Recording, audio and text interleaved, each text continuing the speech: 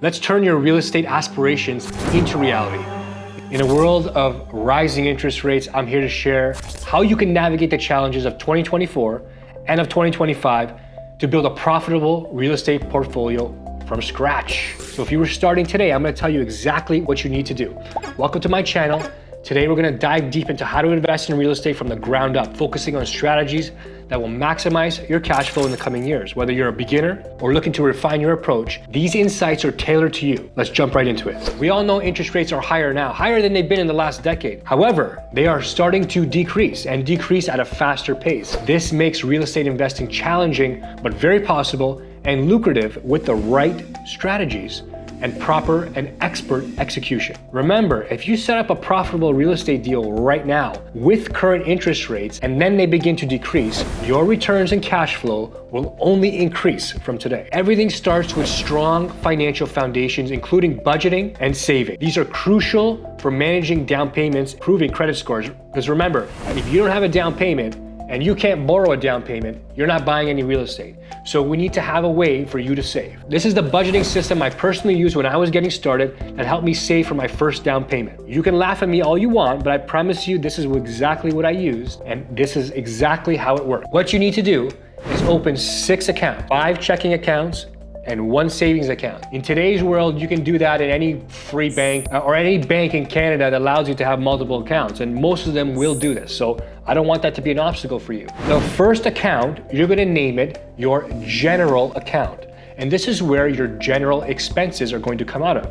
Any bills, phone bills, mortgage, rent, car payments, gas, anything that's just a general expense that you need to live is going to come out of that account. This is very important. You're going to assign 40% of your net income into that account. I'm gonna explain to you how this works in a second. The second account you're gonna open is called your play account, and you're gonna assign 5% of your net income into that account. And that account is for everything to do with play.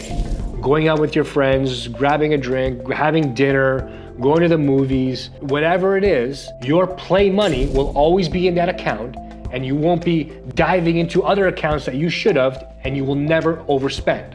Okay, this is why we have the play account. The trick is, at the end of the month, if you have money left over, you have to spend it. So you gotta be a good friend. Third account you need to open, checking account, is called your charity account. Even though we're saving and we want to grow our wealth and become people who are financially independent, we still have to give back. And even if you don't have a charity that you like to give to, you can still use that charity account to buy gifts for other people. Christmas, birthdays, Easter, holidays, whatever it is that you celebrate, whenever there's an occasion to buy gifts for people, use your charity account. That's how I use it. I used to give money to, and I still do, to the War Amps because it was a charity close to my heart. I know they use the money well, and at the end of the year, whatever money was left, I use it all for Christmas gifts. The fourth account you need to open is super important. Do not skip this.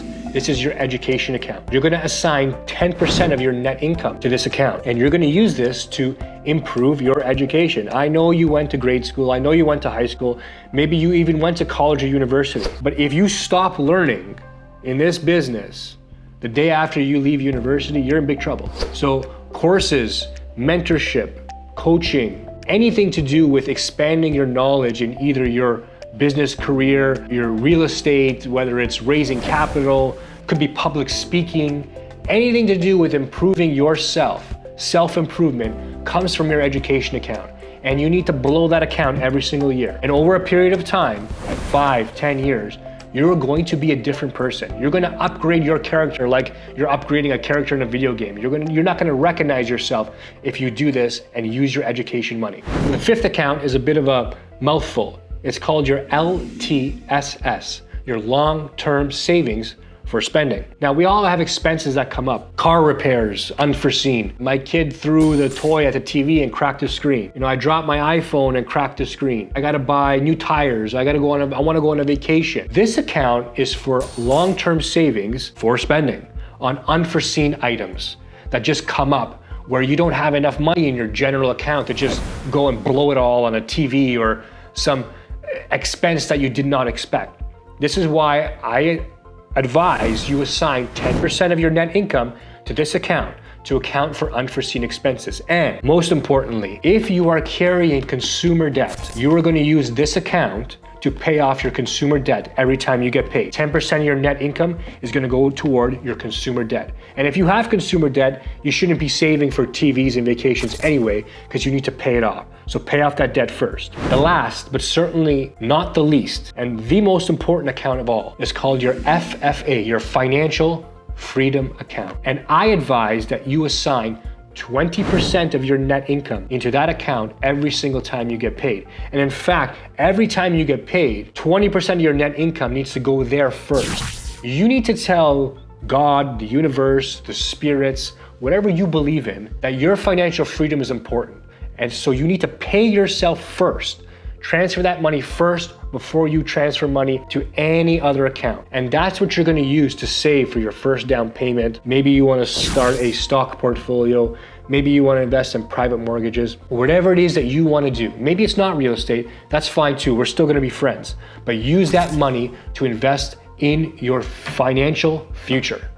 I hope that makes sense. Remember, if I was starting from scratch and I was investing in my first property today and I wanted to maximize my returns and cash flow, I would be joining a community of real estate investors that offers live networking opportunities. What that does is reduces the feelings of isolation. You're gonna feel like you're part of a team, that you have brothers and sisters who are trying to achieve the same goal. You're gonna make friends and you're gonna get help where you never thought possible. That's the power of being part of a network. And there are a few out there, especially when it comes to real estate. We have one ourselves. We have a strong network of like-minded investors who wanna grow their business and upgrade their life. We meet regularly for networking live events with industry speakers, and we're updating you on the most profitable local investments for our network.